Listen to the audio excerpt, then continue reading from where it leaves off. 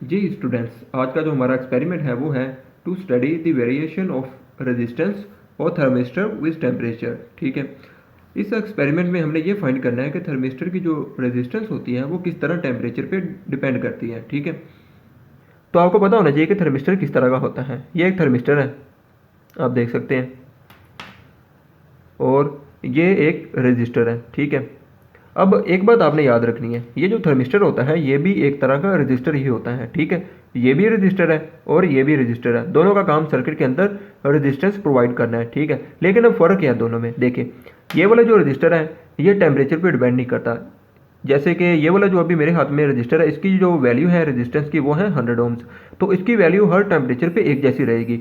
लेकिन इस थर्मिस्टर से आपको डिफरेंट रेजिस्टेंस मिलेगी। ठीक है, यानी कि फ़र्ज करें टेम्परेचर ज़्यादा है तो ये जो थर्मिस्टर है वो कम रेजिस्टेंस प्रोवाइड करेगा, लेकिन अगर टेम्परेचर कम है तो ये थर्मिस्टर ज़्यादा रेजिस्टेंस प्रोवाइड करेगा। इन दोनों के दरमियान में जो डिफरेंस है वो आपको मैं अभी एक छोटे से एक्सपेरिमेंट में करके दिखाऊंगा, उससे आपको पता चल जाएगा कि असल में इन दोनों में क्या डिफरेंस है। आपको ज़रा डिटेल में समझाने के लिए मैं इस रजिस्टर को इस मीटर से चेक करूँगा। ठीक है, ये डिजिटल मल्टीमीटर है। ठीक है, आप इससे रजिस्टर की वैल्यू चेक कर सकते हैं। ठीक है, इसको आप यूज़ करने के लिए क्या करेंगे, यहाँ पे देखें ये ओहम्स है। ठीक है, ओहम का सिंबल है ये वाला, तो आपने इसको यहाँ पे घुमा के लेके आना है। ठीक है, और उसके बाद आपने इसको यहाँ से कनेक्ट करना है। ये देखिए इसकी जो वैल्यू यहाँ पे आ रही है वो है 99.1। ठीक है, तो इसकी जो रेजिस्टेंस की वैल्यू है वो है ऑलमोस्ट 99। ठीक है, 99.12 इतनी आ रही है जी। अगर आप इसको अब अपने हाथ में इस तरह पकड़ेंगे, ठीक है, यानी कि आप हीट इसको देंगे। ठीक है, तो आप क्योंकि आपके जो हैंड है वो वार्म होते हैं, तो जब आप इसको ऐसे पकड़ते हैं तो जो हीट है वो आपके हैंड से इधर रजिस्टर में जाती है। ठीक है, तो इससे इसको कोई फ़र्क नहीं पड़ेगा। ठीक है, 99.1 आ गई। ठीक है, अब हमने यहाँ पे थर्मिस्टर लगा दिया। ठीक है, ये थर्मिस्टर हमने इसके साथ अटैच कर दिया और इसकी जो वैल्यू है ये आप देख सकते हैं, ये है 11.97 किलो ओम। ठीक है, ये किलो ओम है, ये देखिए साथ में किलो भी लिखा हुआ है। अभी ये 12 किलो ओम होगी क्योंकि ये जो कमरे का टेम्परेचर है वो चेंज हो रहा है। जब मैं इसको अपने हैंड में इस तरह पकड़ूंगा तो क्या होगा, मेरे हैंड से जो हीट है वो इसमें अब्जॉर्ब होगी। ठीक है, तो जब इसमें हीट अब्जॉर्ब होगी तो इसका जो टेम्परेचर है वो चेंज होगा। अभी देखें, क्योंकि अब हीट इसमें अब्जॉर्ब हो रही है, ये देखें अभी मैंने इसको इस तरह पकड़ लिया, इसमें हीट अब्जॉर्ब हो रही है और जो देखें ये जो वैल्यू है वो कम होनी शुरू होगी। 10, ये देखें कम होती जा रही है। इसका जो टेम्परेचर है थर्मिस्टर का वो इंक्रीज़ हो रहा है और जो रेजिस्टेंस की वैल्यू वो कम हो रही है। ठीक है, ये देखें ये 8 पे आ गई, 8 पॉइंट कुछ है। ठीक है, ठीक है, तो यानी कि जब इसको हीट करते हैं आप थर्मिस्टर को, इसकी जो रेजिस्टेंस है वो कम होती जाती है, और जब आप इसको कूल करते हैं, ठीक है, तो इसकी जो रेजिस्टेंस की वैल्यू है वो ज़्यादा होती जाती है। आज का एक्सपेरिमेंट काफ़ी ज़्यादा ईजी है। इसमें आपके पास एक स्टैंड होना चाहिए। ठीक है, ये स्टैंड है और स्टैंड के साथ आपने यहाँ पे एक बीकर अटैच करना है। ठीक है, और बीकर के अंदर आपने एक तो थर्मामीटर और दूसरा थर्मिस्टर आपने लगाना है। ठीक है, थर्मामीटर और दूसरा आपने थर्मिस्टर लगाना है। ठीक है जी, और थर्मिस्टर को आपने पीछे यहाँ से डिजिटल मल्टीमीटर के साथ आपने कनेक्ट करना है। ठीक है, जैसे कि मैंने आपको पहले करके दिखाया था। ठीक है, उस तरह से आपने इसको कनेक्ट करना है।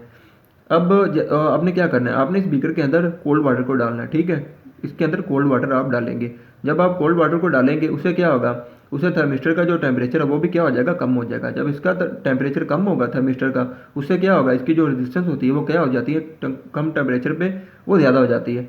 तो वो ज़्यादा जो रीडिंग होगी वो आप इस डिजिटल मल्टीमीटर से आप नोट कर लेंगे, और साथ में जो टेम्परेचर होगा उस वाटर का वो आप थर्मोमीटर से आप नोट कर लेंगे। ठीक है, उसके बाद आपने इस स्पिरिट लैम्प को आपने ऑन करना है। जब आप इसको ऑन करेंगे इससे जो हीट होगी वो इधर से ये वाटर के अंदर अब्जॉर्ब होगी। ठीक है, तो वाटर का जो टेम्परेचर है वो क्या होगा, ज़्यादा होना शुरू हो जाएगा। ठीक है, तो जो टेम्परेचर ज़्यादा होगा वो आप थर्मोमीटर से नोट करते जाएंगे, और साथ साथ जो थर्मिस्टर है इसका भी टेम्परेचर क्या होगा, इंक्रीज़ होना शुरू हो जाएगा। और जब थर्मिस्टर का जो टेम्परेचर है वो इंक्रीज़ होता है तो इसकी जो रेजिस्टेंस होती है वो क्या होती है, वो कम होती है। तो जो रीडिंग कम होती जाएगी वो आप डिजिटल मल्टीमीटर से नोट करते जाएंगे।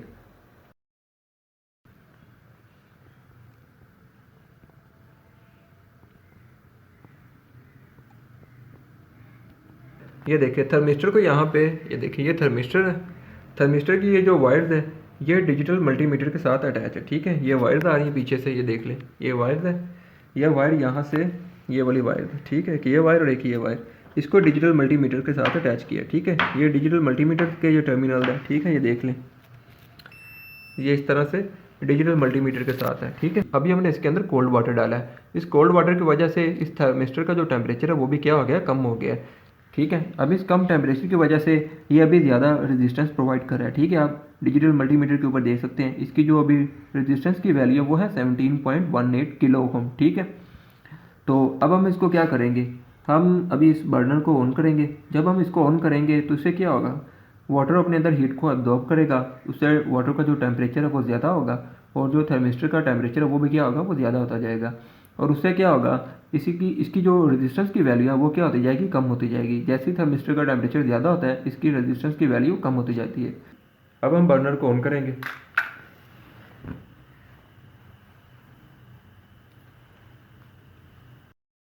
अब इसका जो टेम्परेचर है वो इंक्रीज़ होना शुरू हो गया, ठीक है।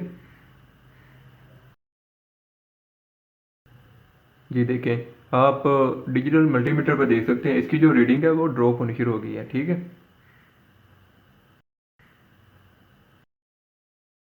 तो जैसे कि यहाँ पे आप देख सकते हैं इसका जो टेम्परेचर है वो है 16 डिग्री सेल्सियस, ठीक है, वो 16 डिग्री सेल्सियस है। और जो इसकी रेजिस्टेंस है वो है 14.8, ठीक है, 14.8 किलो ओम। तो हम इसको नोट कर लेते हैं। तो अगली रीडिंग लेने के लिए वीडियो को दोबारा से कंटिन्यू करते हैं, ठीक है।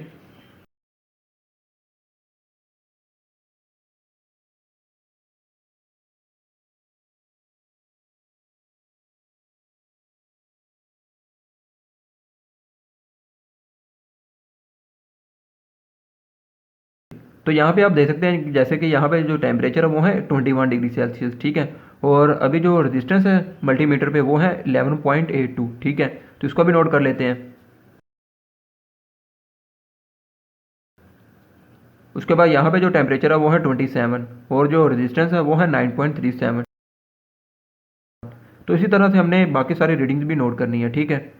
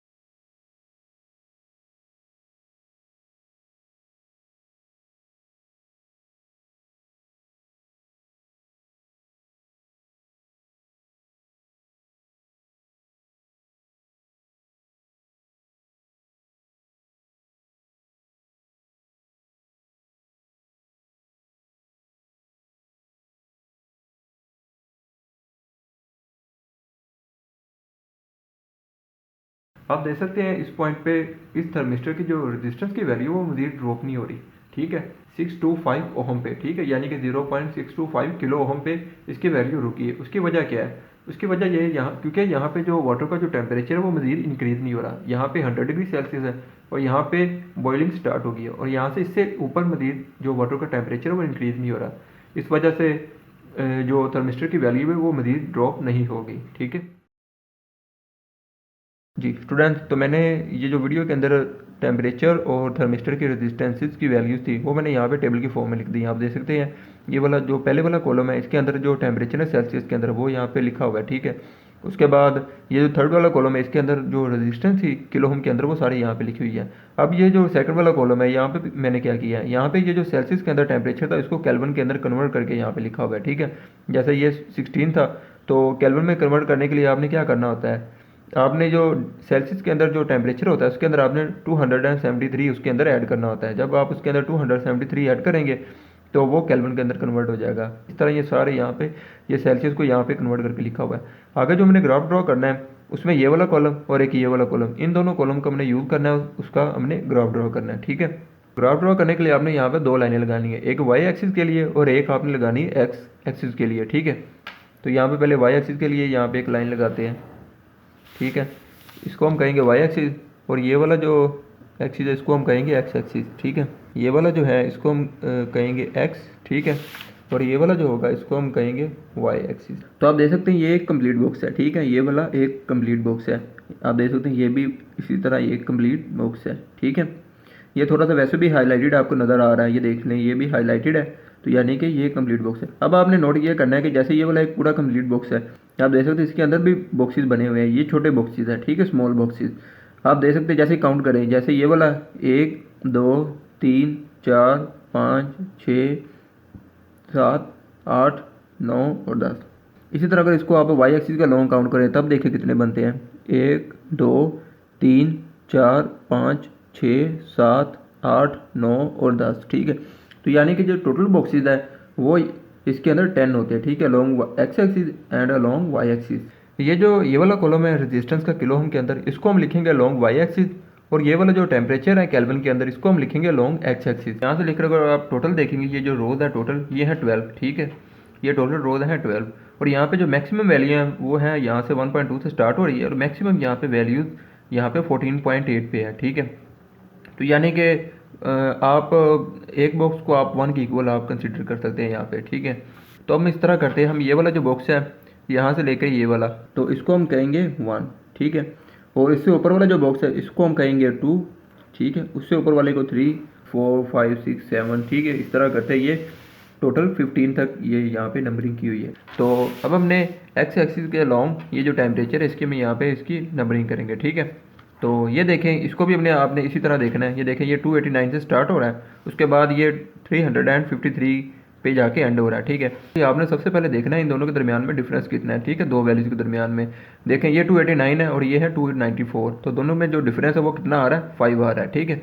तो इसी तरह आगे ये वाली वैल्यू देखें, इसमें ये वैल्यू है 294 और अगली वैल्यू है 300, तो 294 और 300 में जो डिफरेंस है वो आ रहा है 6 का, ठीक है। तो उससे अगली वैल्यू देखें, ये 300 है और ये 305 है, तो इन दोनों का डिफरेंस यहाँ पे फिर 5 आ रहा है, ठीक है। तो अराउंड अबाउट 5 का डिफरेंस आ रहा है। ये अगली वाली वैल्यू देखें, इन दोनों में फिर 5 का डिफरेंस आ रहा है, ठीक है। तो आपने 5 के डिफरेंस से ये जो बॉक्सेस आपने इस तरह से ड्रॉ करने हैं, ठीक है। यहाँ पे एक्स एक्सिस के अलॉन्ग जो हर दो वैल्यूज के दरमियान में जो डिफरेंस है वो है 5 के इक्वल। जैसे ये देखिए, ये 285 है और 285 के बाद यहाँ पे जो वैल्यू है वो है 290, ठीक है। अब दोनों में जो डिफरेंस है वो 5 का है, यानी कि ये जो एक कंप्लीट बॉक्स है, ठीक है, ये वाला जो एक कंप्लीट बॉक्स है वो किसके इक्वल है, वो 5 के इक्वल है, ठीक है। तो अलॉन्ग एक्स एक्सिस जो वन बिग बॉक्स है, वन बिग बॉक्स वो इज इक्वल टू है हमारे पास 5 के, ठीक है, क्योंकि 5 का डिफरेंस है दोनों के दरमियान में, इसलिए जो वन बिग बॉक्स है वो इज इक्वल टू 5 है, ठीक है। अब उसके बाद वन स्मॉल बॉक्स, ठीक है, वन स्मॉल बॉक्स वो is equal to 5 divided by 10 is equal to 0.5, ठीक है। ये किसके इक्वल है, वो है 5 के इक्वल, ठीक है। अब इसके अंदर जो छोटे छोटे बॉक्सेज है वो किसके इक्वल है, जैसे ये वाला छोटा बॉक्स वो इज इक्वल टू 0.5, ये वाला भी इज इक्वल टू 0.5, तो यहाँ से लेकर ये 10 टाइम आ रहे हैं, तो अगर आप 10 टाइम 0.5 को ऐड करेंगे तो आपके पास दोबारा आ जाएगा 5, ठीक है। तो आपके पास 5 की दोबारा से वैल्यू आ जाएगी। वाई एक्सिस के अलॉन्ग जो स्केलिंग है बॉक्सेस की वो हमने यहाँ पे करनी है, ठीक है। तो वाई एक्सिस के अलॉन्ग जो एक कंप्लीट बिग बॉक्स है, ठीक है, one big box is equal to किसके इक्वल है, वो 1 के इक्वल। अब यहाँ पे एक स्मॉल बॉक्स की यहाँ पे हमने वैल्यू निकालनी है कि one small box is equal to वो किसके इक्वल आएगा। आपने सिंपली इसको 10 से डिवाइड करना है 1 को, जैसे इसमें किया था आपने इसको 10 से डिवाइड किया था, क्योंकि जो एक कंप्लीट बॉक्स होता है, ठीक है, बिग बॉक्स होता है, उसके अंदर सब बॉक्सेस कितने होते हैं, 10 होते हैं, इसलिए आप इसको डिवाइड करेंगे किससे करेंगे, 10 से करेंगे। जब आप इसको 10 से डिवाइड करेंगे तो ये आपके पास आ जाएगा 0.1, यानी कि जो वाई एक्सिस के केस में जो छोटा एक बॉक्स है उसकी वैल्यू है 0.1, ठीक है। और इसी तरह जो एक्स एक्सिस है उसके केस में जो एक छोटा बॉक्स है उसकी वैल्यू है 0.5। अब हम ग्राफ को ड्रॉ करेंगे इन दोनों टेबल की वैल्यूज को देखते हुए। सबसे पहले जो रो है उसके अंदर वैल्यूज है 289, टेम्परेचर की वैल्यू 289 है, और जो रेजिस्टेंस है किलो ओम के अंदर वो है 14.8, ठीक है।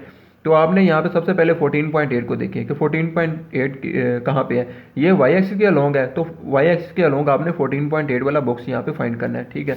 अब 14 के बाद आगे आ जाता है 15। अब हमारी जो वैल्यू वो है 14.8, तो 14 यहाँ पे है और 15 ये यहाँ पे है, ठीक है।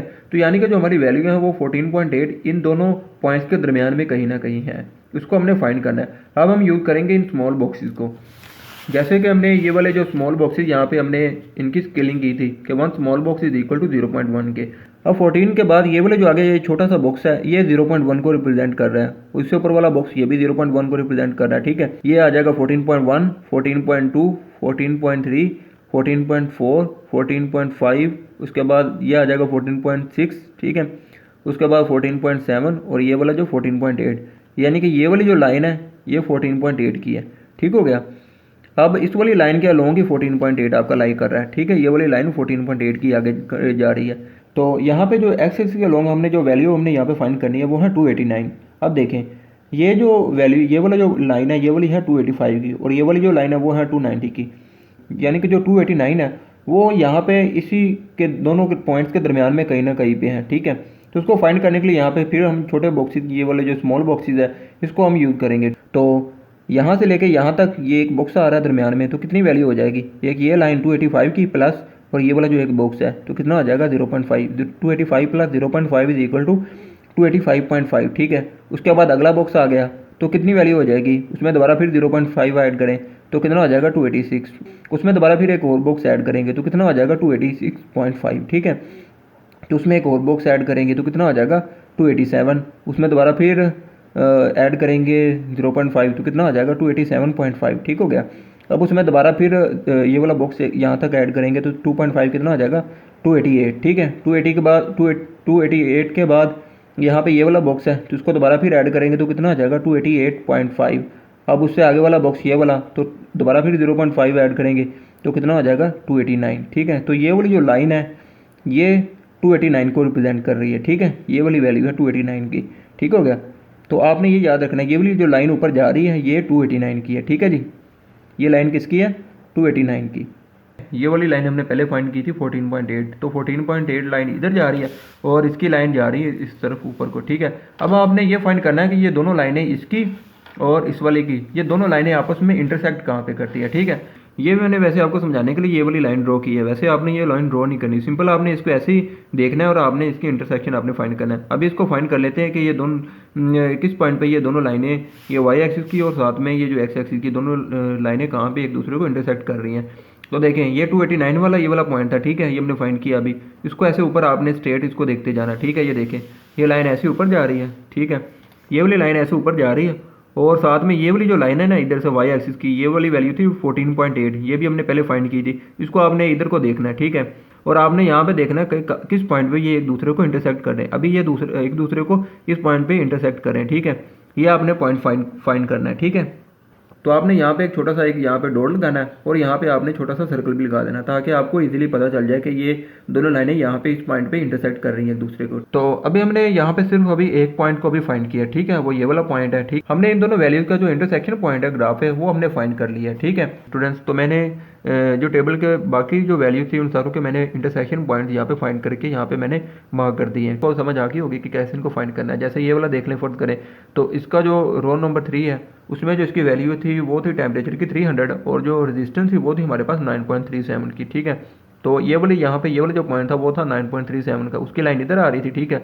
और 300 की ये तो सिंपल सी लाइन है, देखें ये 300 की लाइन, ये बोल्ड, ये लाइन 300 के ऊपर जा रही है, ठीक है। ये 300 की लाइन ऐसे जा रही है तो 9.37 को आप 9.4 ही कंसिडर कर सकते हैं, ठीक है। उसको राउंड ऑफ करेंगे तो वो 9.4 ही बन जाएगा। तो 9.4 की लाइन ये वाली आ रही है, दोनों का इंटरसेक्शन पॉइंट ये वाला। इसी तरह बाकी ये सारे आपने इंटरसेक्शन पॉइंट्स यहाँ पे फाइंड कर लेने हैं, ठीक है। तो अब हमने इन सारे पॉइंट्स को आपस में ज्वाइन करना है, ठीक है। तो ज्वाइन करने के लिए आप इसको इस तरह से करें, ठीक है। और उसके बाद ये वाले जो दोनों पॉइंट्स है, ठीक है, सबसे पहले आप इन दोनों को ज्वाइन करेंगे इस तरह से, ठीक है। ये देखें इस तरह से इन दोनों को ज्वाइन करेंगे, उसके बाद इन दोनों पॉइंट्स को आप आपस में ज्वाइन करेंगे, ठीक है। तो इस तरह से आपने पॉइंट्स को आपस में ज्वाइन करते जाना है, ठीक है। दो दो को आपस में आपने ज्वाइन करते जाना है, ठीक है। उसके बाद अब इन दोनों पॉइंट्स को ज्वाइन करेंगे,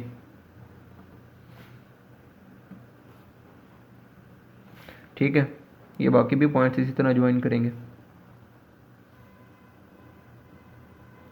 ठीक हो गया। अब आप देख सकते हैं जो हमारा ग्राफ है वो हमने यहाँ पे उसको कंप्लीट यहाँ पे ड्रॉ कर लिया है, ठीक है स्टूडेंट्स। तो आप इस ग्राफ की मदद से भी देख सकते हैं इसकी जो रेजिस्टेंस की वैल्यू होती है वो टेम्परेचर को इंक्रीज़ करने से कम होती जाती है और जब आप टेम्परेचर को डिक्रीज़ करते हैं तो इसकी रेजिस्टेंस की वैल्यू ज़्यादा होती जाती है। जैसे कि यहाँ पे देखें इधर से जो इसकी रेजिस्टेंस की वैल्यू वो क्या होती जा रही है, वो आस्ता आस्ता नीचे को आ रही है यानी कि कम हो रही है, ठीक है। और इधर से जो टेम्परेचर वो आस्ता आस्ता इधर को जा रहा है यानी कि ज़्यादा हो रहा है, ठीक है। इधर को टेम्परेचर आस्ता आस्ता ज़्यादा हो रहा है और इधर से जो रेजिस्टेंस की वैल्यू है वो आप देख सकते हैं वो आस्ता आस्ता नीचे को कम हो रही है, ठीक है। तो ग्राफ को भी आप इधर से देख सकते हैं तो आपको इजीली ये पता चल जाएगा इसकी जो रेजिस्टेंस की वैल्यू है वो जैसे जैसे आप टेम्परेचर को इंक्रीज़ करते जाते हैं इसकी जो रेजिस्टेंस की वैल्यू वो कम होती जाती है, ठीक है। आई होप आपको इस एक्सपेरिमेंट की समझ आ गई होगी। लेकिन फिर भी आपका कोई भी क्वेश्चन है इस एक्सपेरिमेंट से रिलेटेड तो आप उसको नीचे कमेंट बॉक्स में आप पूछ सकते हैं हमसे। Thank you.